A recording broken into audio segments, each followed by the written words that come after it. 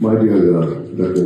Sachin Chaturvedi, Dr. General RIS, fellow panelists, and distinguished guests, ladies and gentlemen. We live in very amazing times.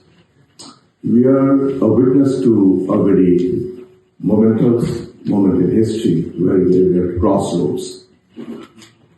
Those of you who attended the dinner last night may have seen the audio video that RIS have made. We have become victims of our own success.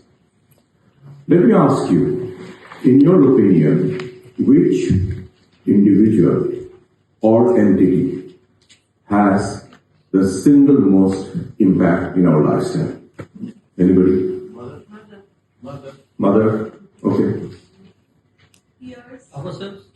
Ourselves, peers. Maybe parents. Parents, okay, you are on the dad, okay. I very respectfully differ. This is someone. I'm sorry. This guy has most effect on your lifestyle than your mom, than your dad, than your parents. Try talking to a toddler, see what he or she says. I'm very sorry to say. That's the reality we live in. This has taken us to a different level of consumption. So today you don't have to really walk out of your desk, online, food. I sit in my office, my youngsters. Previously we have had office staff, running here then to get lunch. These days they don't. So result, we have gotten rid of one or two peons, so unemployment. Because we don't need so many people running around to get their lunch, right? What I'm trying to point out to you, the day-to-day differences we can make. I have a lot of respect for the great insights by my predecessor speakers have given from AI and others. But the reality is, it starts with us. If each of us will go back home, look at things differently, then this whole RIS initiative has made one small step. We come here, we speak, we deliberate, we keep on doing the same thing. Just reducing your dinner plate to the size which is good enough can save 15% food waste. Are you going to do that? Probably not. So, the reason Japanese live longer is because they eat the minimum required. That's why they live 80, 90. And that's why they struggle 50 onwards. We eat more than necessary. That's what Swiss South Asians are known for. So when respected Prime Minister Modi flagged it in October, I'm sure he had these small insights in his mind. And as much as we talk about theories, it doesn't matter. If you don't look into ourselves and look at the way we consume, and it really doesn't matter. I'll give you simple numbers. Even as we speak, today we are having solid waste, municipal solid waste, 2 billion tons, which will become 3.5 billion in 2050. Ironically though, no disrespect for my friends from the north or west, 35% of this is done by countries whose population is hardly 15%. So as much as we try to avoid this north-south thing, it's real. On the other hand, what is happening, if you look at the waste, food and green waste, low and middle income countries are contributing around 55%. Advanced countries are contributing 35%. What I'm trying to say, this divide, no matter how much we look at it, starts, no matter which part of the world you are, Tokyo, Berlin, Delhi, Dhaka, it starts with us.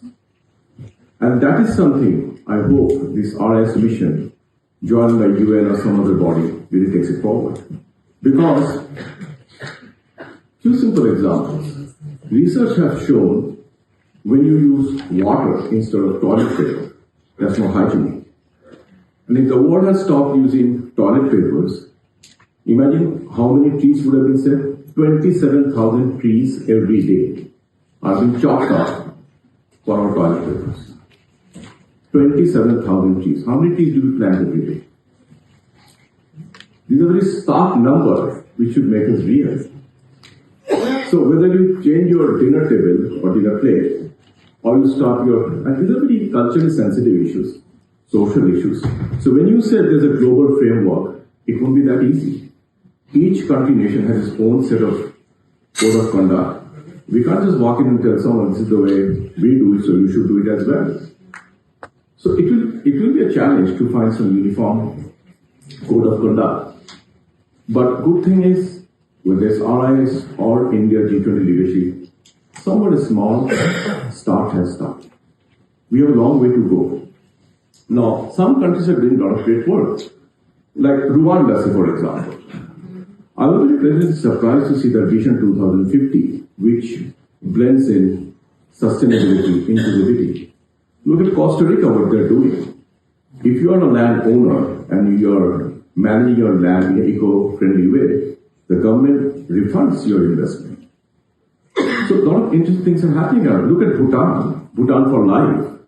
Bhutan actively discourages tourism because it wants to preserve the pristinity. So you don't have to go too far to see how nations are sacrificing to uphold their greenness.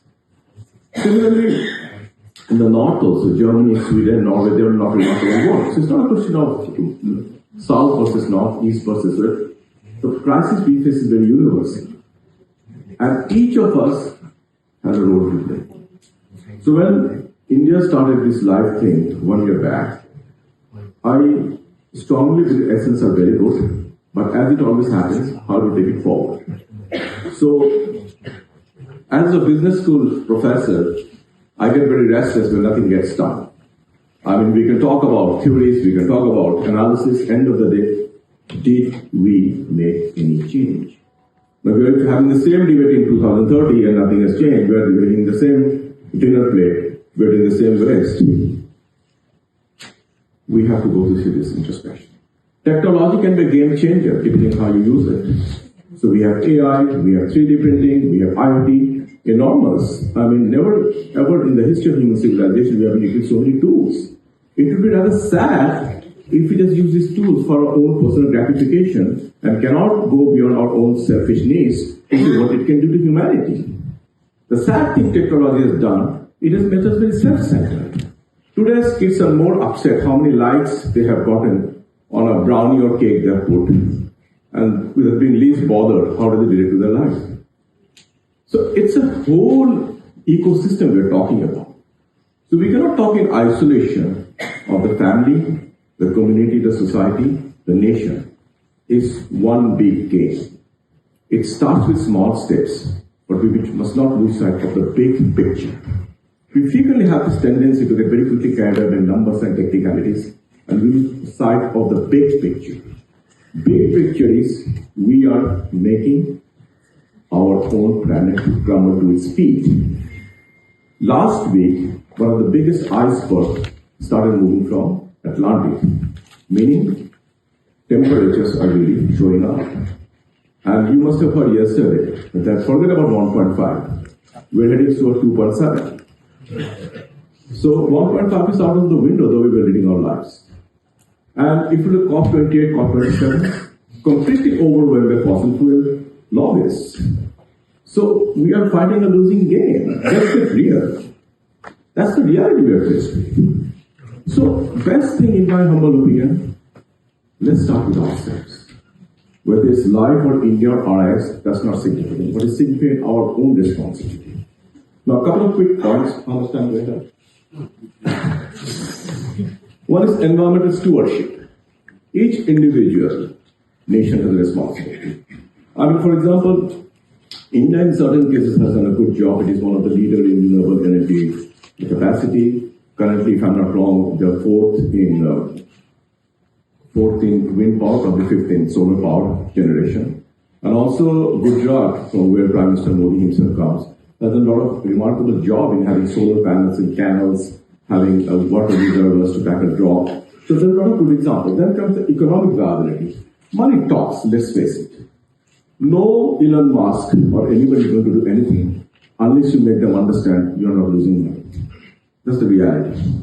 They won't mind sending space eggs, but they're not going to spend $1 billion on environmental costs. That's the reality we face. So thing is, it's doable. You can make money without hurting the... We human beings are the most creative species under the sun. If we can't do it, who can? We must have the will to do it. Third, social equity. One thing I must draw to the attention of my very respected Sachinda. Sachinda, you need to add on the gender dimension. Lifestyle cannot happen without women leading. It doesn't happen. There must be serious gender component. Who's the woman in the house who decides the dinner plate? The lady. Who teaches the children? So there's a huge gender dimension to it. And this can be one of the areas women can really take the mantle and lead from the front. Third, education awareness, very important. For the younger generation, as I've alluded, one of the things at times, as I'm amazed by their creativity, at times I'm equally upset by the inevitable beyond their immediate needs. So we need to make them more aware. Then of course, this is a multi-stakeholder thing. Government alone cannot do it. It needs private sector, it needs media, it needs academia, it needs social, it should be a multi-stakeholder nature.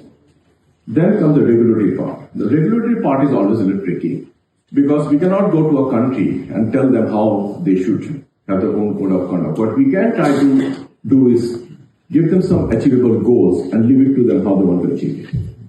We have to be realistic.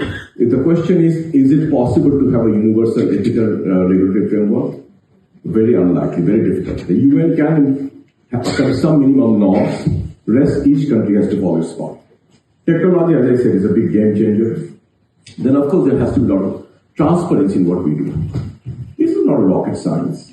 We have had top-notch scientists from around the world doing all this work. All we need to have the political will and the individual sagacity to drive it forward. Then, no, culture will play a big role. Because as I said, whether you're using water or toilet paper or you're changing your dinner plate, it's a huge cultural issue.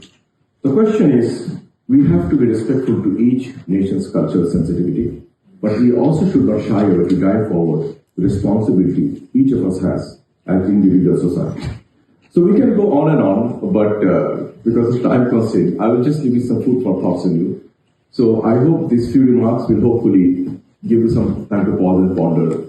And hopefully when each of us go home, we'll try to do things a little differently. Thank you.